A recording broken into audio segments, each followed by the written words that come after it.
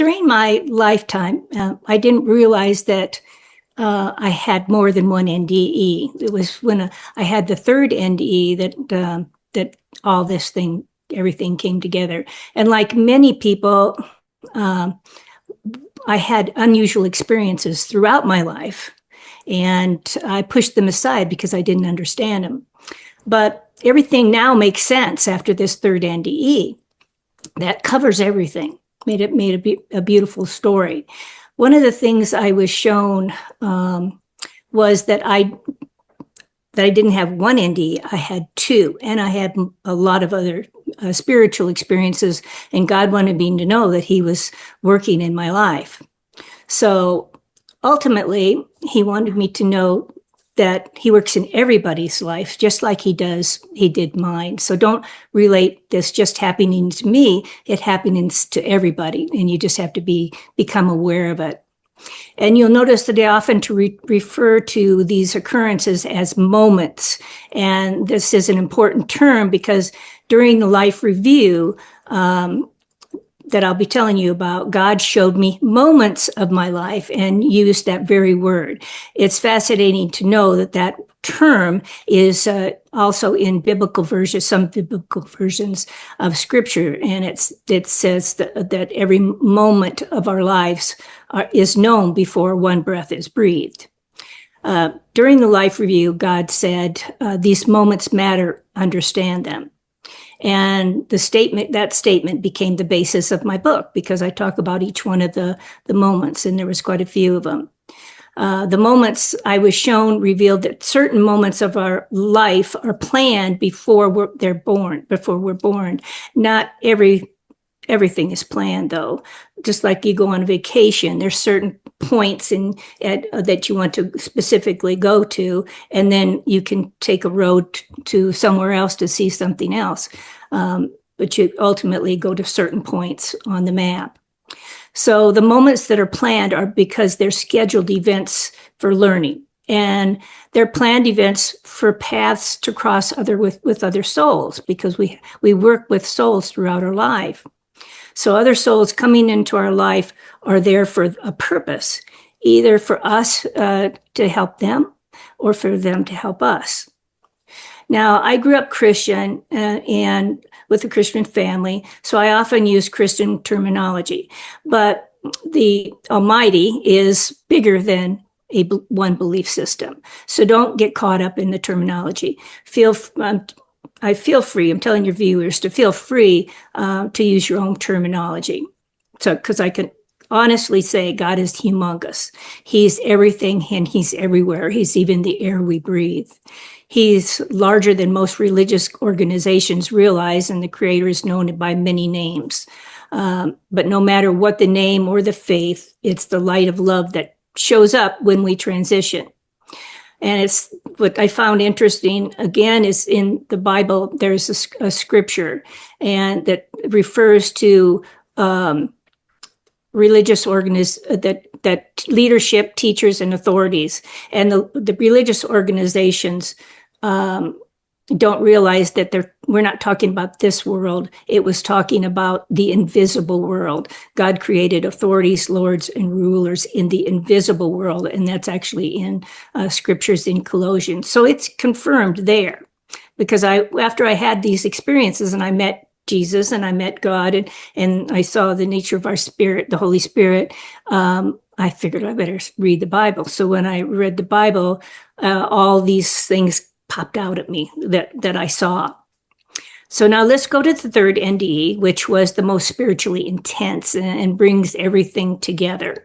It occurred on our ranch, where my then husband and Gavin and I lived for many years. And one fall season, I developed an allergy that I'd never had before, and I thought it would go away as the seasons changed, but it didn't.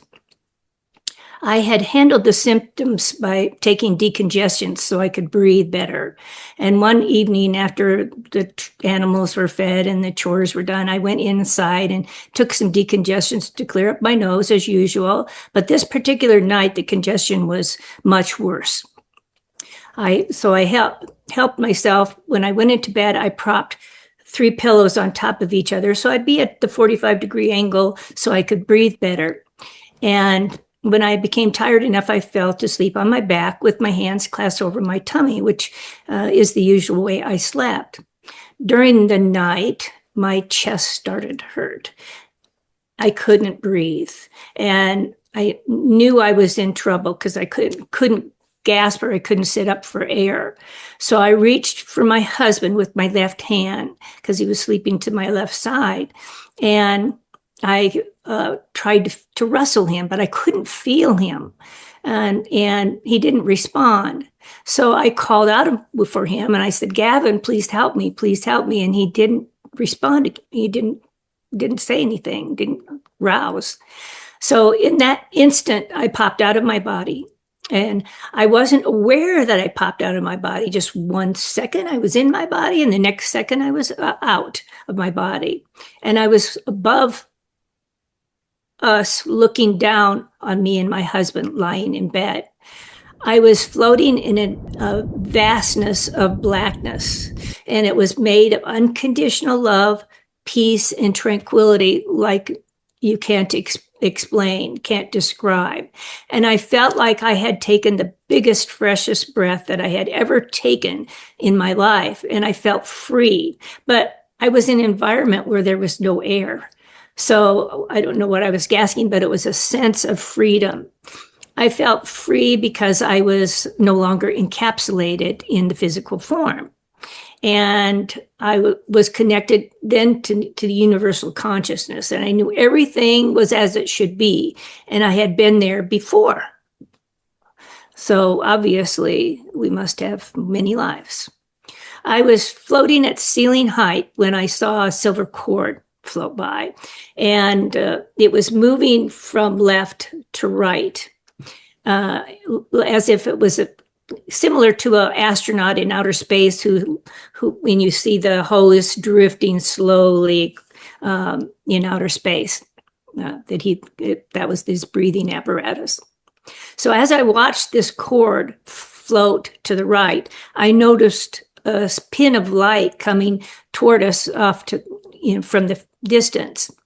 But then something else captured my attention, because I saw down at my physical body that was lying in bed, a shimmering blue energy with hints of the rainbow around the edges, physical form of the energy that was coming out. And it was drifting up out of my ankles, and then out of my shins, and out of my thighs. And at one point, I zoomed down to my waistline to watch it. Just by the desire to see this, I was down at my waistline watching this blue energy drift up out of my body.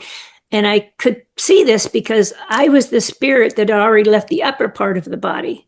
And I was now watching my spirit leave the lower half of the body. I had stretched to get out, probably because it was a near-death experience and it wasn't my actual time to leave. So it was having a little bit of a difficulty. So, and I knew in that instant that was my share of God's Spirit, the Holy Spirit, and that He lives inside of me.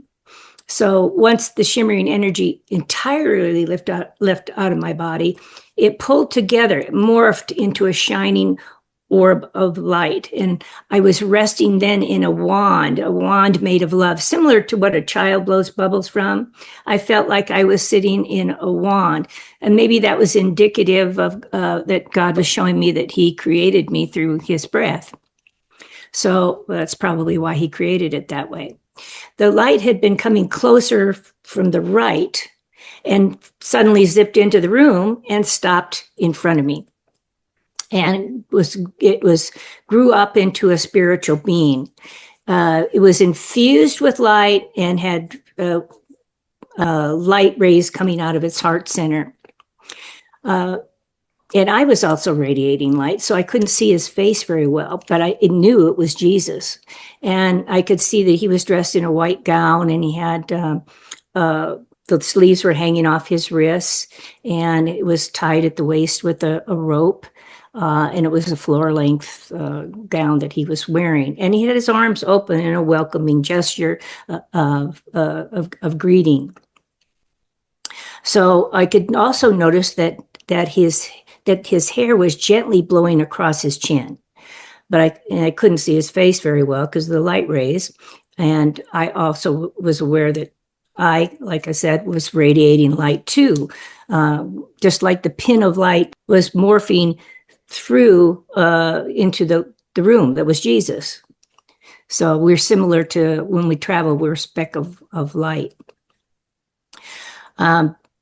So he reached out his hand. Jesus reached out his hand in a palm up of come just gesture of come take my hand. And that's when I thought of my daughter Gina and how she'd take my death, because I still had my memories of who I was and the thoughts of my family. So I keep that dear. And so without even having to ask, Jesus answered my thought, and he said, she'll be okay.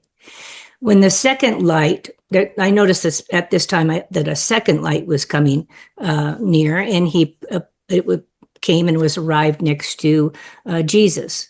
The light was alive, and it had bubbling clouds around the edges of the light, and it seemed to have a cornucopia shape. And this was God in his energetic form made of brilliant light.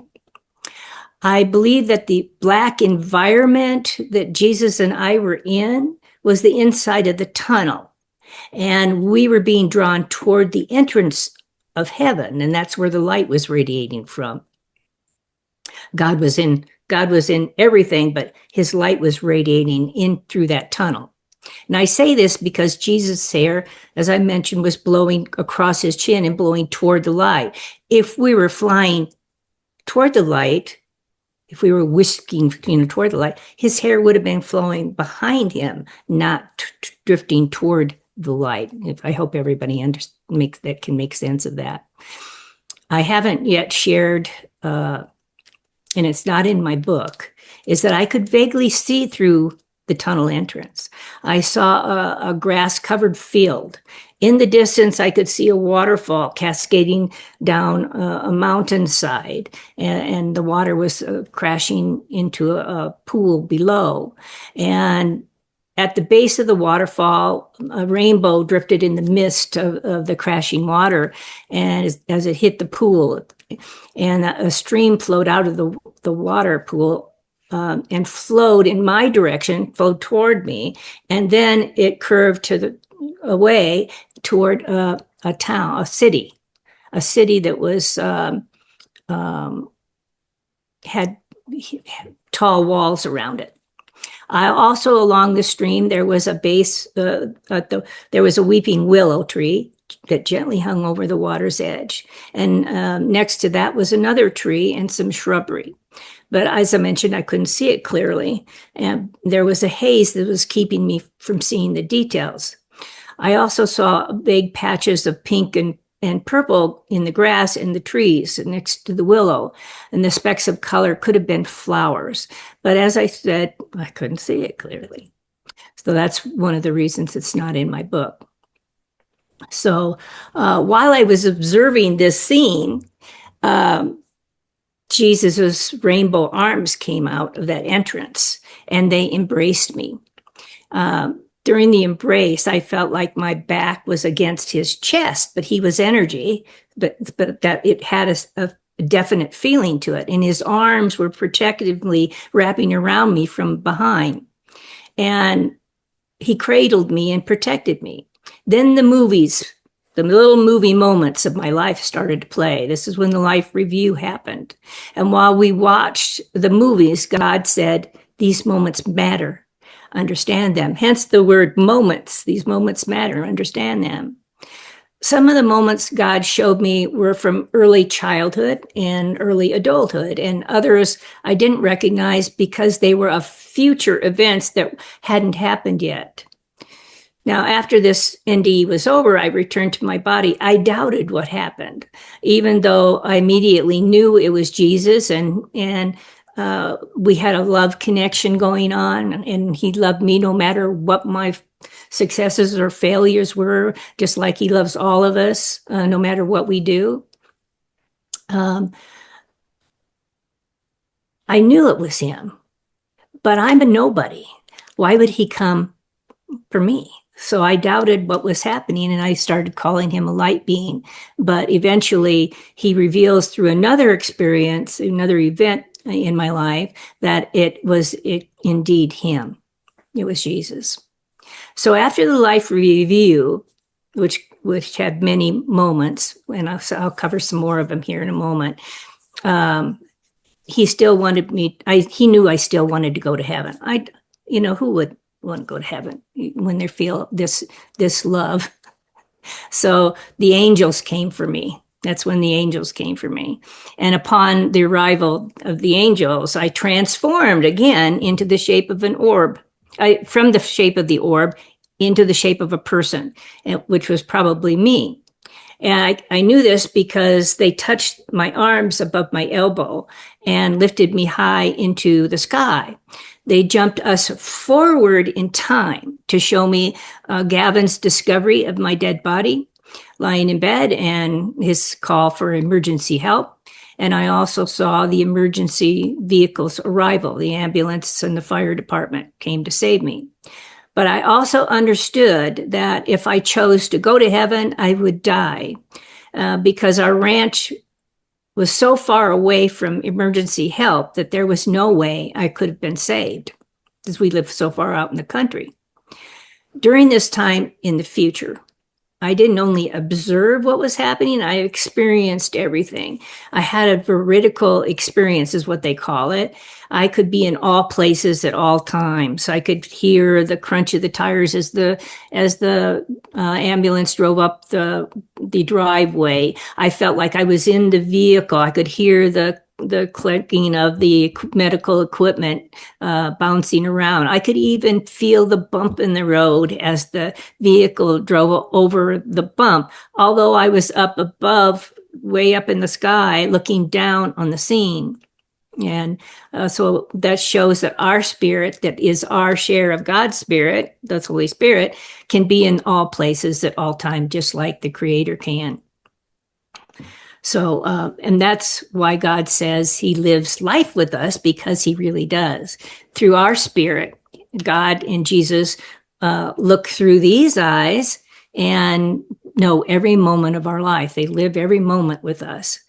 This is also where it says in scripture that for what you do to the least of man, you do to me. So you got to really think about what you're doing to the other person in your life, because you're doing it to him too. He sees you from their point of view. And that's what life reviews are quite often about. I didn't have the sense that I felt other people's emotions and stuff, because I wasn't shown that. I was shown moments in my life for a purpose.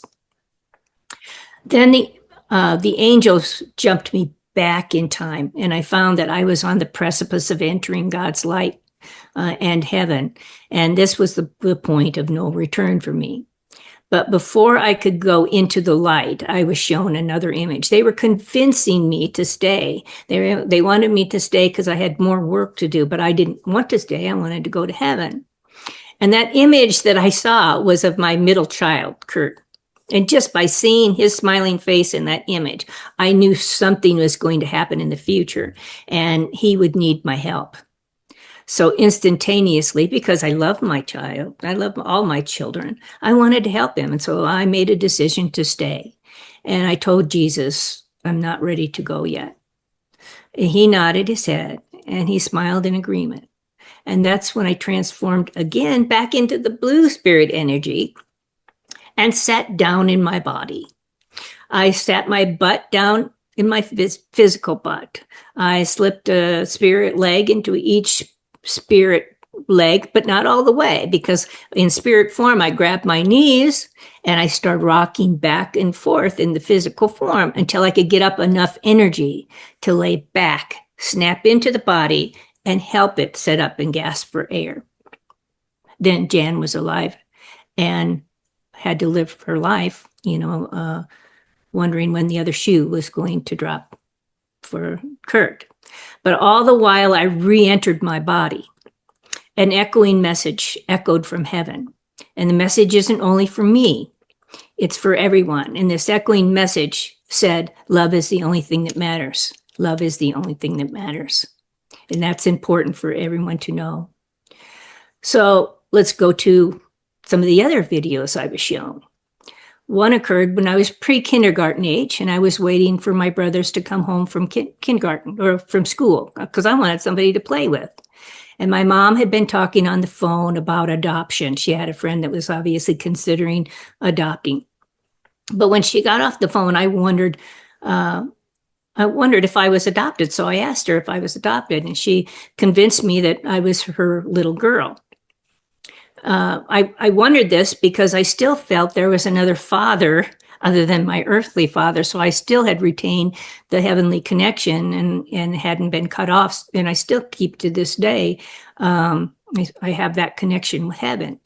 But so after my mom assured me, I remember what came out of my mouth next. And I told her, okay, but I'm going to die young. Well, she was shocked, naturally, and told me to quit talking like that.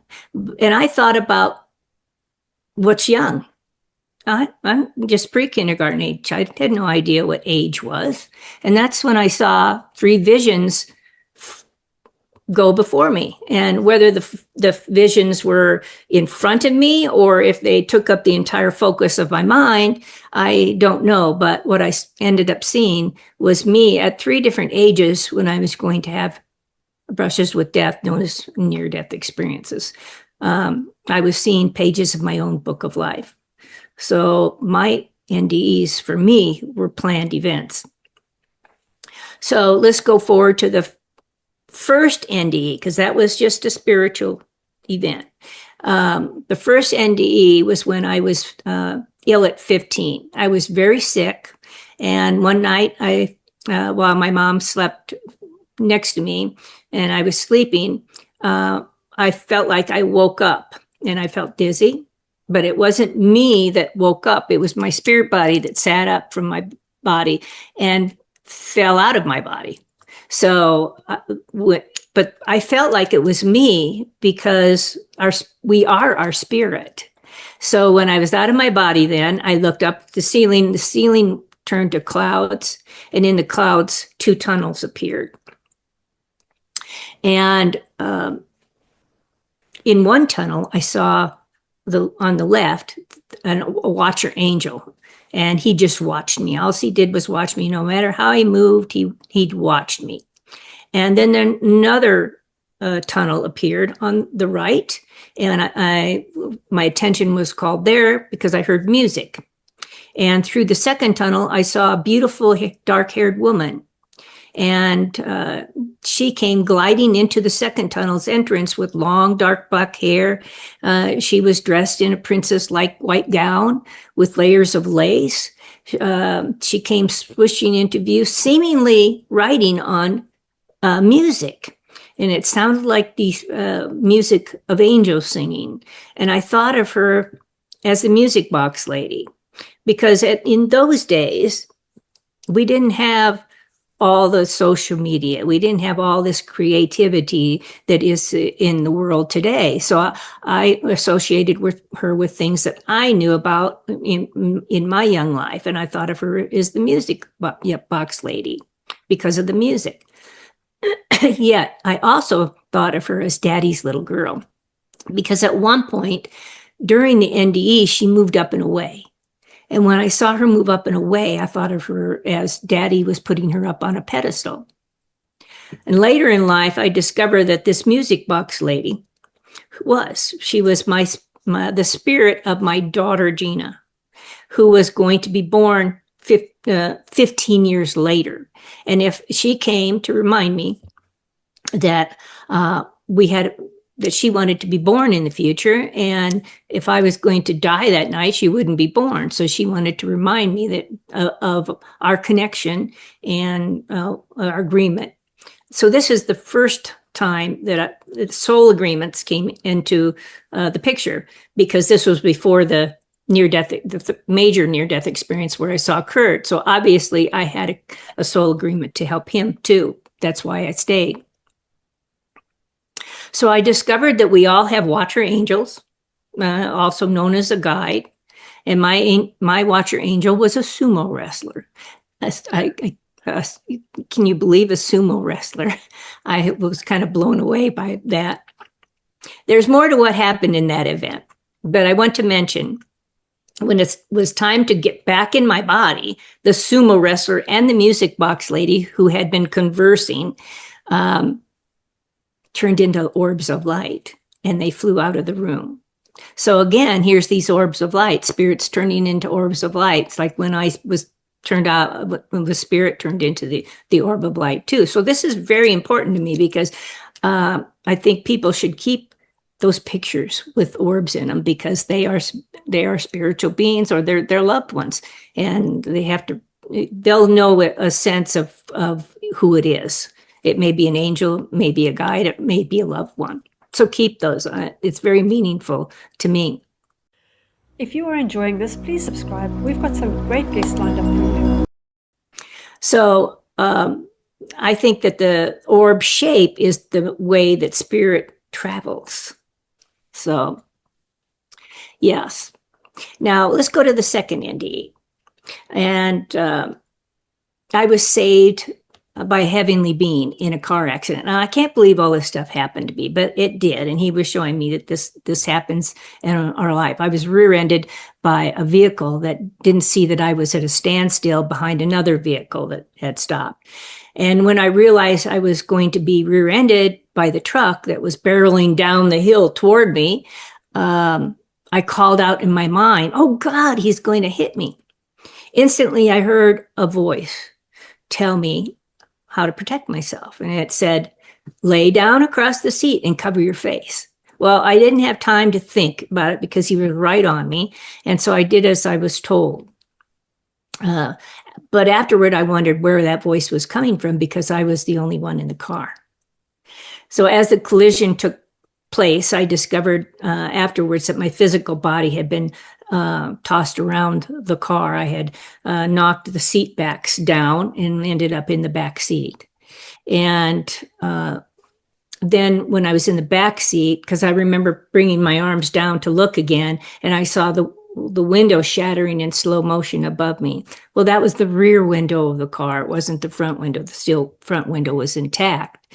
But at that time, I was being pushed into the car in front of me. So that I was going to have a force that was going to be pushing me forward. But instead of being thrown forward, my body may have been thrown forward, but I felt huge arms come under my shoulders and another huge arm come under my knees. And it was, my spirit was picked up out of my body and taken up to above the scene, where I was looking down on the scene through a hole in the cloud. I was in another dimension looking back into this one. And I note in my book that when God sends help, they answer our prayer like he did with this one. He took my call for help as a prayer, and he answered my call. He sent an angel to save me, and he wanted me to honor him after that. And so there was a time in my life where I call it my dark night of the soul, where I was depressed, and he was working in my life to remake me into the person that I am today, because he wanted the honor that was due him. So now let's go to the next spiritual experience. This was in the future. And this was where my brother Doug died. He died of a massive heart attack. Because right now we were brought back to the third NDE. So now we're bypassing that third NDE with this one. And he died. He showed me the picture of Doug in my parents' home in a certain room. And that's where my brother Doug had a massive heart attack and died. And this film connection with Source revealed that our deaths aren't random. God shows me that we die at just the right time for us. And Doug's transition time was going to be upon us very soon. Of course, I didn't realize this until after it happened, and after I sat down to understand the films that God showed me. And there's a lot more to Doug's story and the messages that he sent to everybody from the other side. And that's an important chapter if anybody wants to read it. Another film that I was shown, I'm just touching on these things, not giving the full details because so much happened, was a white building that he showed me and the word namaste. And as time went by and I was living my life as usual, I was looking through the popular website of coupons at the time, and I came across a coupon of interest because it was for a soul painting. I never heard of a soul painting before. And this intrigued me since I saw a blue spirit body, my blue spirit body. And I thought if the artist was authentic, that she'd paint something blue. And I was interested. I was curious to know what she'd paint. So I called for appointments. I called for 2 appointments because my daughter wanted to go along and get a painting done too. And so when the appointment arrived, my daughter and I found ourselves at a white building that was strikingly familiar because it was the same building that God had shown me in the video. So this was a pre-planned event to open my awareness, I guess. And that was what he showed me, the word namaste. I told Gina that this was the building when we were walking up, and because she's the only one I shared my story with at this point in time. I didn't have a web presence or anything. And then after we entered the building, there was a little bridge we had to walk across down to her office because they had a little stream on the inside of the building. And when we approached we walked across that bridge, we saw her door, and next to her door was a sign that said Namaste. I said, "There it is, Gina. There's the sign." So this is, it's amazing how these golden nuggets are left for us to understand. And so when we went into the art studio, the artist explained that through prayer, she is shown by the keeper of the heavenly records what to paint. And when she finished, the painting was supposed to be meaningful to the sitter. Well, she blew my mind. Because before the painting was done, I recognized what she was painting. And she painted part of my 3rd NDE. She painted God and the light next to him. And I thought, I know this happened, but I didn't know what to do about it. So he was calling my attention back to that near-death experience for a purpose. And the purpose was because he wanted me to share my experience and the news that the superpowers are real and they work in our lives every moment we live. Being guided to that coupon shows that gifts are left for us throughout our life and for us to find. We just have to pick them up and go with them, or, follow the clue, so to speak. So it also shows that our paths cross with other souls. I was supposed to cross the path with this woman, and because I followed the clue, it happened. Another thing that I learned is that if we get off our pathway, heaven will guide us back. We just have to learn to listen to the guidance that we're given. So people might ask, how do I listen? So guidance usually comes in whispers of thought that you weren't thinking about at the time, just suddenly pops into your mind and reminds you of something, or a gut feeling. So it's important that we're aware of all of our senses.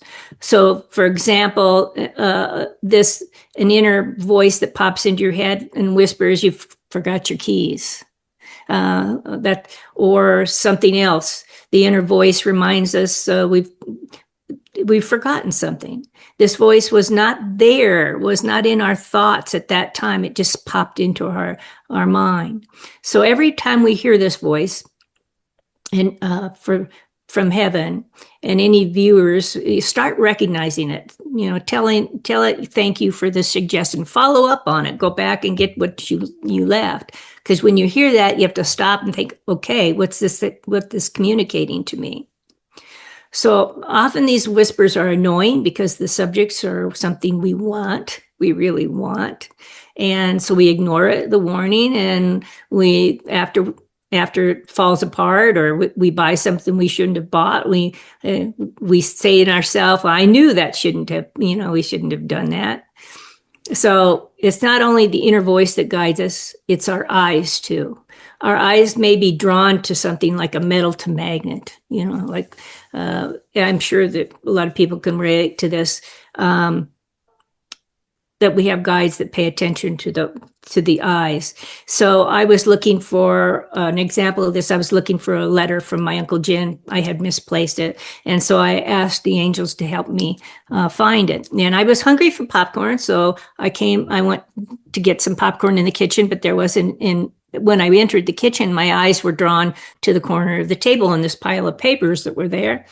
I got the popcorn, but when I went to get the popcorn, there wasn't any. So I went downstairs to get into the pantry to get some extra. When I came back up the steps, my eyes were drawn to that point again. And I thought, okay, that's twice now my eyes have been drawn to that particular pile. So I stopped and I went over to that pile of papers, and at the very bottom of the paper, my Uncle Jim's letter was stuck to the very bottom page. So I found my paper. That's an example of how they work. A technique to use in order to get answers about something, a method to use, is we must clear our minds of any expectations. Picture our desires as an energetic form, a person, and ask that form in our imagination to step aside, step out of our way. And then while that energy has stepped out of our way, use that time of no expectation to ask your question of spirit, and be aware of the first thought that bubbles in your mind. Because again, they use our thoughts to communicate to us. So you practice that, for anybody that's interested, practice that method. Next, the moments that are planned are for learning. And no matter what pathway we take, these planned moments will manifest. And they may manifest differently on one roadway. My near-death experience might have been more difficult on a different path than I was on. And that's probably why it was much easier for me. Maybe I was on the right pathway for me.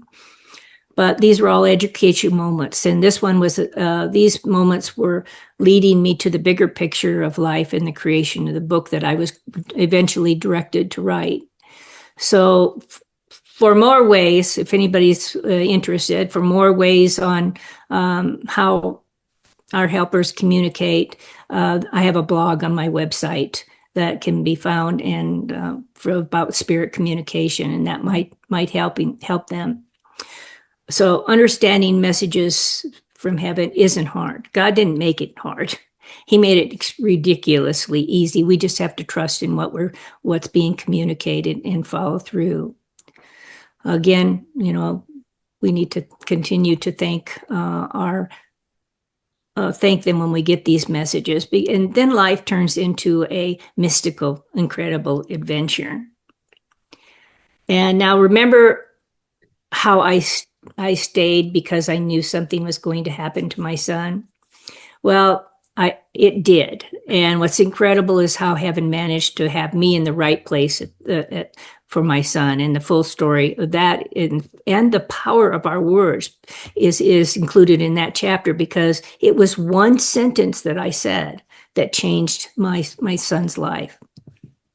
And so what we say, what comes out of our mouth is important, and it should always be positive and uplifting, so we lift others to be the best they can be. Now, I'm getting long-winded with my story, but there is also a council of high spiritual angelic beings that I'd like to tell you about, who plan our lessons and how they will manifest. But it's up to us to grasp the learning as we go along with these gifts or with an event that happens. We have to understand it. So we may have been involved in what we wanted to learn, but the council coordinates how it will come to be. And it's up to us to grasp the learning of it. They had made me aware that they had brought my now husband into my life for a specific lesson. And the lesson was for both of us, because he took me to places in the world, because he lived in another country. He took me to places that I realized I had misjudged people. And when I was pulled up to heaven for a lesson review by this council, it was on my judgments and but I had already known by going to these places with him in the world that I had misjudged people based on, my my view of life in the little area of the universe that I was in, but there's so much more to this universe. So we need to be extremely conscientious of not judging people because there's so many of us in the world, and start choosing our better words. Okay, then there's also, I learned that we have a tendency to set up our own limitations, like I did. I didn't think I could write a book. I didn't think I could talk about it. And God wanted me to overcome that, and I did. So we need to start changing our thoughts from I can't to I can, and take steps, even if they're tiny steps, toward making our dreams come true. Now, I hope what I've shared will help somebody. And my story and everything I learned doesn't just relate to me. Everyone has their own story. So I ask the viewers to look back on their life and analyze what they've learned through their own interactions with people in life. They could look at this as their own version of a life review. And it's essential to remember if difficult situations, through difficult situations where we gain the most learning. The soul who is a difficult person in your life is not there because he didn't like you.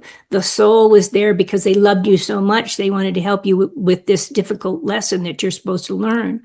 We may be learning, to love ourselves more, or be more resilient, or have more value to us, than we think. And to protect ourselves. So once we learn to look at life differently, it will help make life a more fun learning discovery, and it will help us to forgive others because of the bigger meaning to what they're doing. So if we open up our awareness to the miracles around, and it will make everyone's life a mystical adventure. Does that make sense? So Absolutely. That's my story. I mean, there's more things I didn't share, but I had so many things throughout my life. It's just, you feel embarrassed kind of sharing these things, but they are there. And he's been working in my life all along, just like he works in everybody's life. Well, I'm so grateful you did share it. And even while you were talking, I was getting goosebumps when you were mentioning certain things, like with the angels taking you up. That's just incredible. They are a color of, they were yellow and white, an energy form. I could see their energy, radiated out around me as they lifted me up into the air. They were beautiful. Yeah, I can only imagine. Your daughter Gina, when she came to you, does she have any recollection or kind of feel like she's connected to you in any way? Oh, we're very connected, but she doesn't remember that moment, but she definitely believes it happened. Yeah. And in the Bible, they've taken reincarnation out of the Bible and turned it. I know that they said John the Baptist came back, but any other mention of reincarnation has been removed. Are there any other times where there is a mention of it? Well, I don't know in the Bible where they were. There was another mention of somebody else that he said that he was before. I was so and so before, but I can't remember what was. I specifically remember reading that, and it was in the first chapters of the Bible, and I thought, aha, that's meaningful. So, and I remember I remember my husband before I even met him. I had a dream vision, I guess you could say, of him. And it was of him saving me in another life. I was on a green hillside, and it was obviously over in Europe, and that's where he lived. And I was trying to hide. It was obviously during World War II.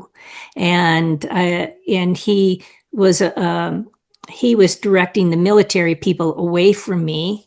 And then he nodded his head, telling me to get out of here.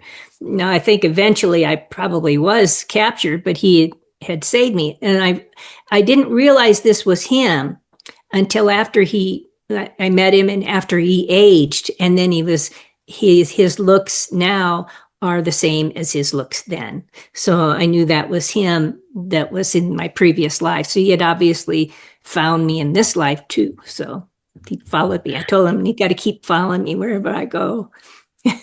That's incredible. Uh-huh. Yeah, I mean, they say that you play out, partners lifetime after lifetime. You might swap roles, but you'll be finding each other again. I find it interesting because I took care of my mom and dad during their final years of life. And one day I came into the living room, and mom had been laying in the recliner, and she was kind of like this, and she was giggling. And I says, "What are you giggling at?" She said, "They're showing me bodies." And she said, they've showed me men's bodies, and now they're showing me women's bodies. And I said, "Are you picking out your next body?" She said, "I think so."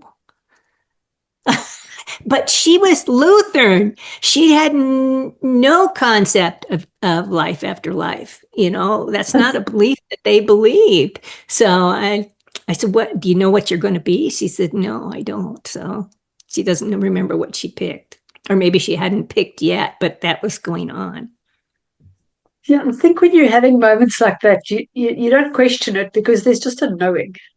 Yeah. And when you've seen it, it can't not be because you have seen it, you've witnessed it. Mm-hmm. Yeah. Okay, so I know that you were around when your dad was passing, and you'd asked both your parents if it was all right to study because of your near-death experience, what it would be like for them to transition. Is it okay if I ask you to share a little bit about your dad's experience? Yes, yes. Um, I had been in Europe at the time because I was on my turn for a break because my brother and I switched off and on every 3 months. Because taking care of two parents at the same time who were both on the edges of death. But they were fine when I left. They still looked fine. But everything turned after I left. And I got a call from my sister-in-law that the nurse had said my dad's death was imminent, which was surprising because he was in much better health than my mom. She was hanging on because of him. She didn't think he would make it without her. So since I was over there, and because of my near-death experience, I put my energy out into the universe, and I said, "Dad." He said, "Yeah." I says, "Am I going to make it?" And he says, "It'll be close, but I'll try." So the universe organized it. I got a flight the next morning, which ordinarily is not the case, or it's very expensive, and this was a reasonable price. So I packed my bags and I headed out to fly back home. And it was a 17-hour flight. So I got into Denver early to catch an earlier flight to Boise, and my sister-in-law picked me up. I was there to spend the last 7 hours of his life with him. But he seemed to be resting, and it was a long day. I didn't sleep well the night before, and I had traveled all day. And my mom was sleeping, and my sister was sleeping because night had come upon us, and Dad seemed to be sleeping. So I fell asleep in the recliner next to my dad. My sister Diane stayed next to my mom, and I stayed next to my dad so I could see him. And I fell asleep because I was tired. But I woke up at 1:30 in the morning, and his bed had been moved into the living room area that didn't have any windows. Because mom's room was along where the windows was. He could see through a door into her room, so he could see her because he always wanted to have her in view of him.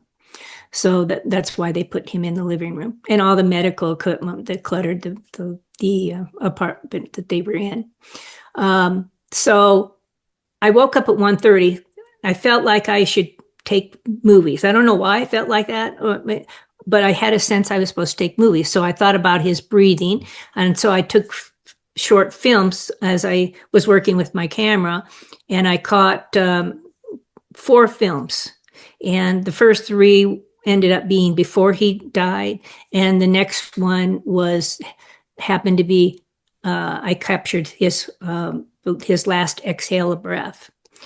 I didn't realize it because I kept playing. I was focused on his mouth and his breathing at the time, the heaving of his chest. So I wasn't paying attention to everything. I was just focused on that.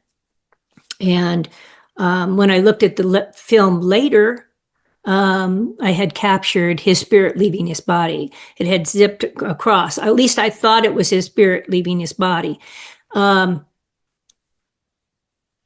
So because I'm a near-death experiencer, I wanted to see it better over a period of time. I thought, I want to see what that looks like better. So I slowed the film down, and it had zipped out of his body to the right, moved to the right, which was away from my mom, which didn't make sense. But when I slowed it down, it was moving to the left. And it seemed to be rays of light, like it was rays of beings, that different rays of beings that were there to welcome my dad. And all of them were moving to the left. And you can see in the background, they're very faint, but you can see these tubes of light moving to the left. And if you keep watching, you can see that there's very, very faint ones that continue to move in. There's another segment of the film, which is not on YouTube, but was when he flew back to where I was. And you could see spirits not only moving in this direction, they were moving in this direction. So there was a lot of spirits there that were there welcoming my dad. Maybe at some time I'll put that on there, but they were so faint, people might not see it, but they were definitely there. So, I made a film of it, and it's on my YouTube. It's called Real Spirit Leaving Body. And I only say my dad's name once in that video. And you'll notice at above the TV where there's an orb of light that flies in above the TV, just as I say my dad's name. And everything, there's orbs in my near-death experience. So he was showing me, I'm sure that was him dipping down into view so that I could discover his attendance while I was filming this video. It was pretty incredible. So there's that film. There's one that's called Doubts Debunked, because people say that, it's a car light, but there's no windows in his room. And there was a solid door on the living room, so there was nothing that could come in there. And I was the only one up at the time. No TV was on in his room. So this really was his spirit. And there's another movie that I slowed it down even further, and that's where you see the rays of light. But if you go to that major video, and if you go into the speed settings and slow it down yourself, you'll see the same thing. I didn't do anything unusual to have this happen, because you can do it yourself just by changing the speed settings. It's wonderful to know that he's still alive. He's still with us today. It is so incredible. And I'm so glad you managed to get it, because it is scientifically provable, even though, they say that when the person actually dies, they lose a certain amount of weight, and it's across the board. I think it's like 0.7 grams or something. I don't know what the amount is. Yeah. Sadly, I didn't have him on a scale at the time because it was not a planned event, but that would have been interesting to know. Yeah, we all, I think they say the soul weighs a certain amount, with everybody, but it's fascinating. And I did have a look at that video, and I think it's amazing. So if I may, I'll post it here as well. Sure. You can see the energy is in the air, not reflected off the wall. Take a look.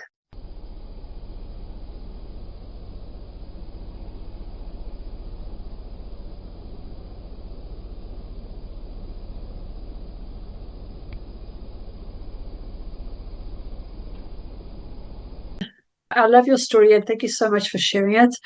Mm-hmm. Where can people get hold of you, and where can they get hold of your book? Okay. My book, well, most everybody buys it on Amazon, but it's online through all the major bookstores. Please leave a review after you read the book, because those reviews are important to let people know that it's a good book to read. I have a website that's called janettarantino.com. And you can reach me through there. There's a contact section, or I have an email that's janettarantinoauthor@gmail.com. any of those ways, people can reach out to me. And if they have a spiritual experience to share, please put it in my website and I'll contact you, because I'm just finishing up a book of other people's spiritual experiences, and who knows, I might like another one. Oh, that's fantastic. I'll put all those links below. I wanted to ask you, a lot of NDEs felt depressed after their experience. Did you have anything like that?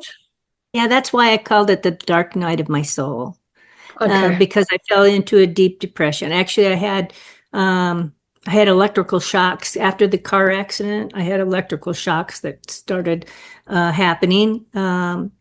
It could have been from the car accident, but it could have also been the spirit breaking out too.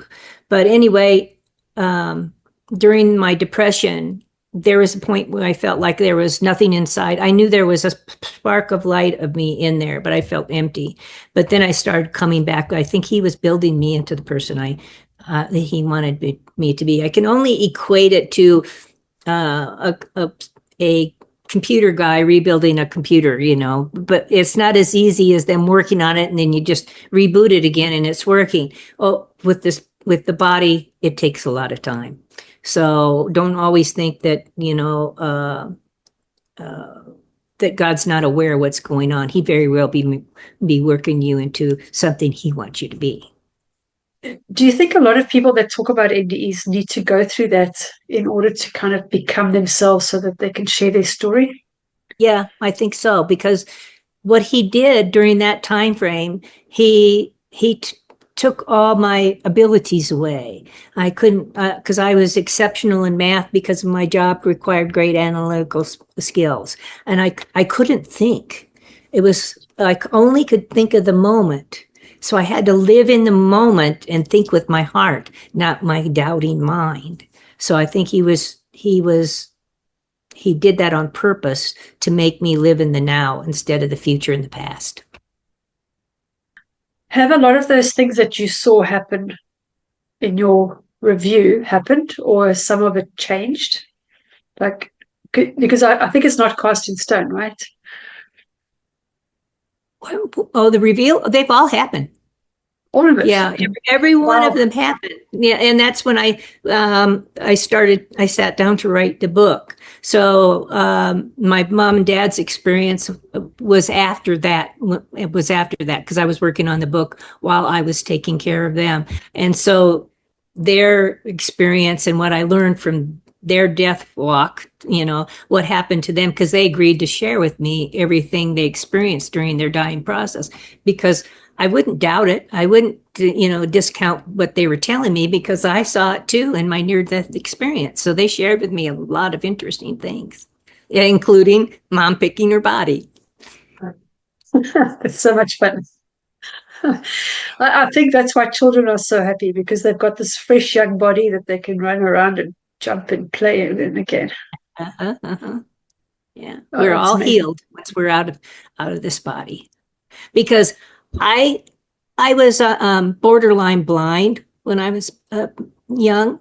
I had Coke bottle glasses and couldn't see anything without them. I had to feel for my glasses in the morning, but out of my body, I could see clearly, and better than clearly.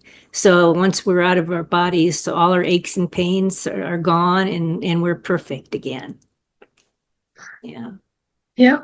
And sometimes we bring that healing gift through, and sometimes it's not part of our life, or not, we've still got to go through that, whatever the illness is, as part of our life experience. Was that the same for you as well? Yes, but it might not only be for us. It could be for somebody that's taking care of you. Like that they died of old age, and maybe that happened because this was supposed to be for me, because I was the caretaker, and to capture their story for another book. It could be. There's so many different reasons that things could happen. But just like prayers are answered if they don't interfere with your lesson plan, or if they don't interfere with anybody else's lesson plan. And just like that, our our difficulties in life happen for a purpose too. Yeah, and I think hindsight is 2020. At the time, you've just got to trust that whatever's meant, that you are taken care of, and that there is a divine hand in it, and just to allow what to happen, because things will be fine. Yeah, yeah. It's only in the rearview mirror that we can look at things. So that's the hard part. You find out afterwards. I read a book a while ago. Her name was Anne somebody, but she talked about future life progression. When people go to past lives, she does a future life progression, and she did a meditation in the book, and I did want to see how my marriage would turn out. And I actually saw my marriage 10 years from then, and what I'd seen was not good. And that's how I knew I needed to end my marriage, because of what I'd seen. Weird. Yeah. I hadn't heard of that one before, but that is interesting. Yeah. I'm trying to think what her surname was. Anyway, it was Anne somebody. Okay, well, thank you. That was just amazing. I loved hearing your story, and I think you've given the viewers quite a lot of advice in listening to, the thoughts that come up, and taking heed and allowing that voice to actually get stronger and start learning to trust it. Yeah. Before we go, do you have a message for our viewers? Yes, I do. It's important to always remember God, Jesus, and the Holy Spirit are real. These, whatever you call them, whatever the terminology is, and our spirit is the real us, and our spirit never dies, and it only goes home into heaven to God, who gave it. So always remember, life continues on, and to make your life an adventure, and keep in mind, love is the only thing that matters.